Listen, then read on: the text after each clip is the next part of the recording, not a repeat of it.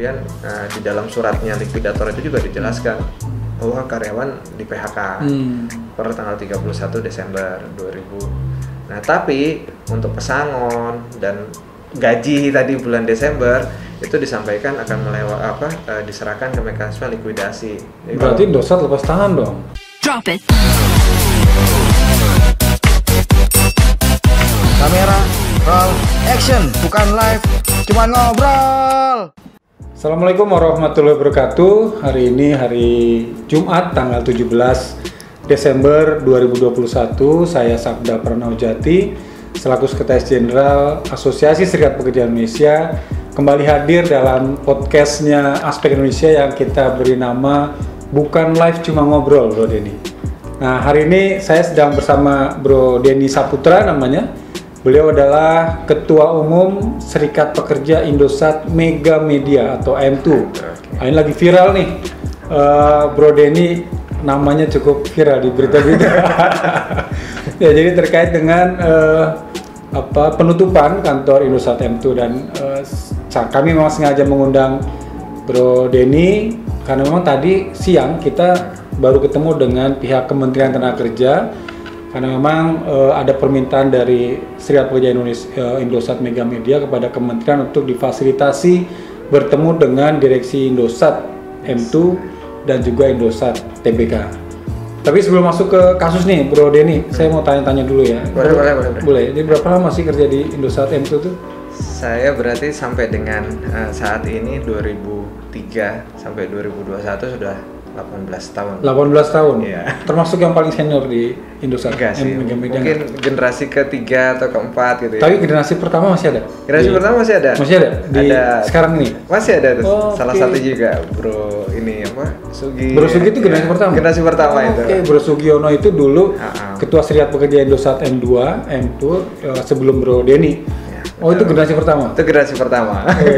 Jadi berapa kira-kira masa kerjanya? Masa kerjanya berapa tuh dia? Kalau beliau itu berarti ditambah 3 tahun ya. Jadi 21 tahun. 21 tahun. Ya, sudah ada di IM2. Ini anak perusahaannya dari Indosat. Terus kasusnya gimana sih sebetulnya? Ini kan sebenarnya kalau kita mau baca ya, jejak digitalnya kan banyak banget nih. Ya, gitu. Sebetulnya ini kasusnya gimana sampai akhirnya Indosat M2 itu ditutup secara resmi nih? Oke. Kira-kira gimana, Bu? Oke, saya coba jelaskan secara singkat ya, mudah bisa diterima. Jadi memang ini kasusnya bermula dari 2013 gitu, ketika saat itu IM2 itu diputuskan bersalah gitu dalam korupsi kerjasama pemanfaatan frekuensi 3G HSDP milik Indosat untuk menyelenggarakan layanan internet gitu. Karena memang di Indosat Group sendiri yang ditugaskan untuk mengelola internet ketika itu adalah IM2 gitu. Nah, jadi saat itu memang IM2 yang menyelenggarakan, tapi medianya kita pakai frekuensinya Indosat ketika itu. Gitu. Jadi Indosat yang punya frekuensi diserahkan kepada M2 untuk mengelola, gitu kurang lebih begitu ya? Dikerjasamakan. Kalau sebenarnya diserahkan enggak gitu, karena Indosat menyelenggarakan selulernya gitu. Tapi dari sebagian kanalnya itu bisa dipakai juga untuk melayani internet. Itu yang kemudian dikerjasamakan, diberikan kepada Indosat M2. Nah, itu kemudian dianggap melanggar secara hukum karena apa? Karena IM tuh nggak pernah ikut tender frekuensi gitu di Kominfo gitu. Karena yang ikut Indosat gitu. Sementara Indosat dapat terus dikerjasamakan kepada itu sebagian ya, bukan semuanya. Bukan semuanya. Gitu. Jadi sebagian kapasitasnya itu digunakan untuk menyelenggarakan internet gitu. Nah, itu yang dianggap kemudian salah gitu secara administratif dan seterusnya, akhirnya diputuskan merugikan negara gitu, sebesar 1,3 triliun. 1,3 triliun. Itu keputusan pertama 2013, Bro. 2013. Nah, putusan kasus pertama Pak Indar. Jadi ada 3 waktu itu. Sebenarnya ada poinnya ada 7 gitu. Tapi yang paling terhighlight itu ada 3. Yang pertama Pak Indarnya sendiri dihukum badan ketika itu, putusan pertama 4 tahun, kemudian denda 300 juta, dan kemudian IM2-nya sendiri diminta membayar uang pengganti 1,3 triliun gitu. Gitu. Terus kemudian berjalan, terus kemudian banding dan seterusnya sampai tahun 2015 kasus ini diputuskan inkrah di Mahkamah Agung gitu. Gitu, dengan hukuman badan diperberat dari tadi 4 tahun jadi 8 tahun Pak Indar. Dendanya tetap dan kemudian IM2 dikenakan uang pengganti gitu. Nah, terus kemudian dalam perjalanannya 2015 sampai dengan 2020 itu ada beberapa upaya hukum dari IM2. Ada peninjauan kembali gitu, terus kemudian ada lagi gugatan gitu terhadap BPKP yang menghitung kerugian negara, termasuk gugatan ke Kominfo gitu. Karena apa? Karena IM2 itu kan sudah berkonsultasi dulu sebelumnya dengan Kominfo, dan kata Kominfo nggak ada masalah. Nggak masalah gitu, dengan kerjasama Indosat dengan M2 itu. Makanya kemudian kita gugat juga tuh Kominfo. Tapi kemudian semua itu sudah diputuskan final inkrah itu di bulan Mei 2020 gitu. Semenjak itu udah nggak ada lagi tuh bro, upaya hukum. Terus berjalan 2021 masuk tahun 2021 kami melihat tuh beberapa publish di media bahwa Kejaksaan Agung sepertinya sudah akan mengeksekusi gitu. Eksekusi, dan kemudian itu prosesnya cukup panjang dari pertengahan tahun sampai dengan awal tahun ya, sampai dengan bulan Agustus. Kemudian terakhir kemarin di November mungkin batas waktunya sudah datang gitu ya. Kemudian jaksa datang, kemudian menyampaikan akan eksekusi prosesnya sampai dengan selesai proses sita asetnya gitu. Nah, tapi yang kita sangat terkejut sebenarnya bro, jadi kita itu kan sebenarnya sudah berkomunikasi banyak ya ke manajemen, ke Indosat gitu ya. Ini nanti kalau dieksekusi karyawan akan menderita nih gitu. Dari tahun 2015 gitu. Kita tuh all out bro. 2013 itu kita sampai demo di HI itu untuk mendukung Indosat ya. Kalau itu ramai dulu sampai ribuan karyawan Indosat. Bahkan tuh aksi demonya bareng Indosat dengan Indosat M2, serikat pekerjanya, direksinya semuanya hadir. Ikut aksi kan gitu. Jadi dulu ada direksi kita masih ada Pak Alex, seterusnya juga ikut aksi dan seterusnya gitu. Jadi itu kita sampaikan manajemen ini loh bahaya nih untuk ini, kita minta hak kita dijamin kalau ada eksekusi dan seterusnya gitu. Tapi kemudian yang kita sebenarnya sangat terkejut gitu dan menyesalkan adalah respon dari Indosat dan IM2 ketika jaksa mengeksekusi gitu. Gitu. Dieksekusinya tanggal berapa tadi? Dieksekusi mulai tanggal 15 November 2021 barunya. 2021 itu prosesnya dimulai bro. Proses eksekusi mulai. Kalau udah 7 tahun ya kalau nggak salah ya. Udah 7 tahun dari 2015 inkrahnya. Gitu itu sudah dimulai gitu. Nah kan di benak kita bro, kan kita udah ngomong berapa kali-kali segala macam ini nanti karyawan gitu, dan disampaikan bahwa ini bekerja seperti biasa saja gitu. Ini semua dapat di manage dan seterusnya. Yang kami bayangkan kan begitu terjadi eksekusi, tenang karyawan, nggak usah panik gitu. Kita udah pikirkan hak-haknya, tenang sudah. Tapi yang terjadi apa gitu? 2 hari kemudiannya, 1 hari tepatnya setelahnya gitu, kita dapat informasi dari manajemen gitu, dipasang pelang kan kantor, terus besok jam 10 pagi sudah harus steril kantor, tidak ada aktivitas kerja lagi. Tanggal 17 jam 10 pagi, kita masih ingat banget. November. Nah itu disampaikan pengumumannya tanggal 16 sore, jam 4 atau jam 5 sore gitu. Jadi terbayang tuh dari sore jam 4, jam 10 besoknya tuh udah harus bersih kantor dari barang-barang pribadi milik karyawan. Kalau kita nggak ambil, kenapa? Itu akan masuk ke dalam barang yang akan disita oleh kejaksaan. Ngeluarinnya susah bro. Akhirnya yang terjadi dari mulai sore sampai pagi itu udah kayak bencana alam tuh di situ. Orang pada datang semua naik kendaraan. Nah ini sebelumnya ngangkut barang-barang pribadi pulang ke rumah gitu, sampai ini ada apa sih di kantor ya? Kayak orang evakuasi dalam waktu ada perang diserang gitu, terus langsung gitu. Akhirnya udah, terus kemudian berlanjut lagi ke keterkejutan kita bro setelah itu. Ternyata tanggal 19 di broadcast tuh secara resmi ke pelanggan-pelanggan kita, disampaikan bahwa IM2 menghentikan semua layanannya kepada pelanggan. Tanggal 19 November itu di broadcast per tanggal 25 November. Pelanggan kita yang retail, pelanggan yang ini internet rumahan, pelanggan internet yang corporate gitu, itu juga diberhentikan semua per tanggal 25 November. Jadi hanya selisih dua hari ya, 2 hari prosesnya ada keputusan yang sangat signifikan gitu. Langsung aja ditutup layanannya gitu. Itu sebagai respon dari itu, makanya kita sangat menyesalkan bro. Terus kemudian di hari yang sama juga kita bertanya gitu dan dikumpulkan, ini karyawan gimana gitu. Karyawan ternyata statusnya belum jelas.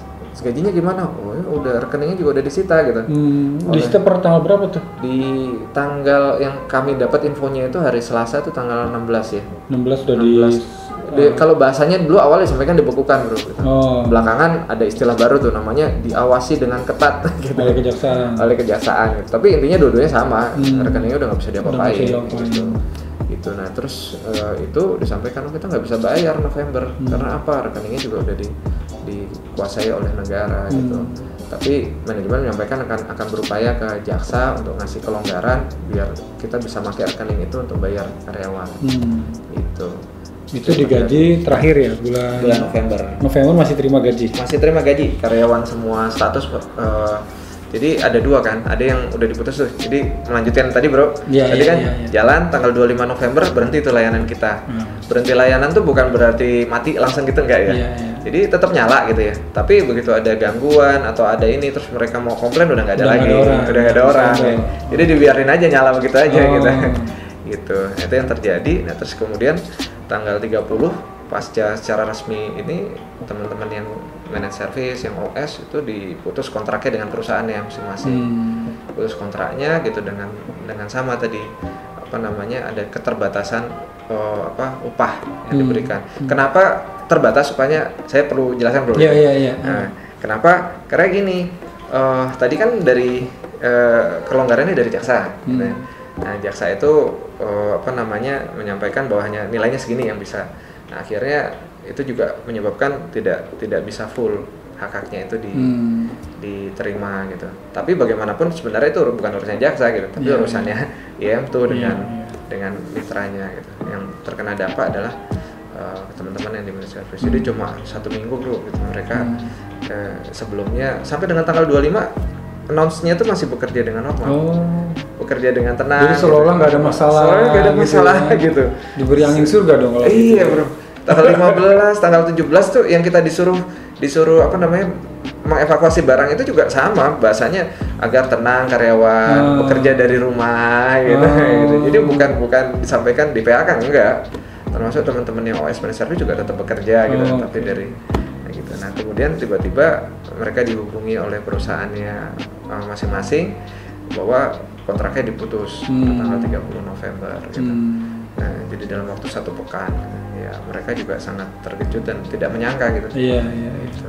Terus sisanya kami tersisa gitu beberapa yang tadi udah lama-lama diam tuh sama juga bro, ada 93 orang gitu, sebagian ada yang karyawan PKWTT permanen, sebagian ada yang kontrak gitu. Yang kontrak yang pas habis kontraknya ya selesai gitu. Terus kemudian yang permanen juga sama diinfokan Desember kalian masih statusnya karyawan gitu. Kata siapa tuh? Kata direktur utama kita. Direktur utama statusnya masih karyawan lewat CEO message. Tapi begitu bicara gaji masih diupayakan. Nggak ada kepastian. Nggak ada kepastian. Bahkan di town hall juga kami nggak bisa menjamin karena duitnya juga udah nggak ada gitu. Total berapa sih jumlah karyawan AIM itu dengan kontrak dengan outsourcing tadi itu? Terakhir ya posisi akhir tahun itu sekitar 450 berarti ya. 300 sebelumnya kita hampir 600 bro. 600 terus kemudian ada beberapa efisiensi gitu terus pengurangan jadi terakhir di angka kurang lebih segitu 450-an orang gitu yang masih efektif sampai dengan dieksekusi gitu. Jadi sekarang tinggal sisa karyawan tetapnya berapa tadi? Karyawan tetapnya kita tadi 93 terus sudah berkurang 6 87 ya. Nah untuk yang permanennya 75 itu anggota serikat. 75 anggota serikat gitu. Sisanya ada teman yang kontrak dan ada yang bukan anggota serikat gitu. Nah itu yang kita tersisa dan kabarnya akan bukan kabarnya bro, sekarang udah dapat surat ya gitu. Dapat surat dari Desember ya. 31 Desember gitu. 2021. Iya gitu. Jadi gaji belum tahu. Gaji belum tahu. Gaji belum tahu. Terus termasuk ke Desember ya. Desember. November kan juga katanya masih ada beberapa yang belum dibayarkan. Desember lebih ke ininya ke upah lembur. Upah lembur gitu ya, insentif segala macam belum. Desember belum jelas gajinya apa enggak karena uangnya sudah diambil sama kejaksaan. Likuidator tidak punya uang juga dari uang yang dikelola untuk bayar gitu ya. Pesangon apa lagi ya? Pesangon apa lagi? Nah, dari Indosat sendiri gimana? Ya. Ada itikat baik nggak untuk kemudian mengambil alih lah? Iya. Jadi sebenarnya pasca kita dieksekusi terus sama kejaksaan segala macam, kami berinisiatif bersurat ke CEO-nya Indosat Pak Ahmed ya, gitu karena kita juga mendengar gitu beliau itu sebenarnya orang yang sangat punya empati gitu dan tidak bisa melihat orang yang kesusahan gitu ya. Jadi kita juga berharap banyak gitu terhadap Pak Ahmed ini gitu. Kita setelah kejadiannya ada, terus kemudian kita bersurat minta bantuan beliau gitu, ya, termasuk untuk dialih status, terus kemudian hak-haknya kayak gitu-gitu tuh kita minta gitu. Tapi kami sampai sekarang belum direspon gitu ya. Ya kita tidak mendapat informasi jelas gitu ya, kenapa beliau tidak merespon dan seterusnya itu juga sampai sekarang nggak jelas. Bahkan kemudian di awal Desember, tanggal 8 Desember ada RUPS, Rapat Umum Pemegang Saham IM2 yang memutuskan IM2 dibubarkan, dilikuidasi gitu. Ya, itu kami mendengar tuh, tapi belum dapat informasi secara resmi. Bahkan dapat infonya kemudian besoknya dari media massa. Di mana-mana kan IM2 berakhir, dibubarkan dan seterusnya. Itu diumumkan oleh Indosat gitu. Secara resmi kami baru dapat informasinya tanggal 13 Senin kemarin, Bro. Kita dikumpulkan oleh manajemen dan ada juga tim likuidator menyampaikan hasil tadi. Kemudian di dalam suratnya likuidator itu juga dijelaskan bahwa karyawan di PHK per tanggal 31 Desember 2000. Nah, tapi untuk pesangon dan gaji tadi bulan Desember itu disampaikan akan diserahkan ke mekanisme likuidasi. Jadi berarti Indosat lepas tangan dong. Iya. Karena kan gini, Aspek juga sempat bikin rilis kan ke media terkait dengan ini agar Indosat turut bertanggung jawab. Kemarin juga KSPI dengan teman-teman juga kan, Bung Said Iqbal juga sudah tegas juga meminta supaya Indosat bertanggung jawab. Nah sebetulnya masuk akal juga nggak sih kalau Indosat bertanggung jawab, kita minta pertanggung jawabannya berapa persen saham Indosat, kemudian kenapa Indosat harus bertanggung jawab?